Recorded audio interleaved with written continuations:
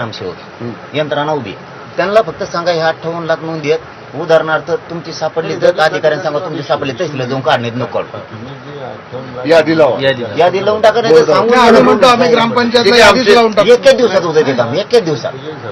नाहीतर मग जिल्हानिहाय जे पत्रक असतात नाही हे सोपं तुमच्याकडे आहे. यंत्रणा आहे ना. सांगू ना आपण आपल्या ग्रामसेवक आणि तलाठी यंत्रणेला एका गावातली 20 सापडली.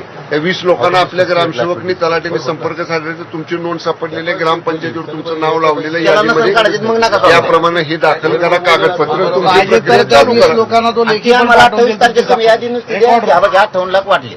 दादा पाहिजे तर आम्ही एवढं सोपं करू की त्याने ते तसं ते लावतील आणि फोटो सोपं तर काढतील. करीनाच नाही, मरमर व्हायला चालली म्हणतो ना आम्ही रोज मीडियात काय म्हणतोय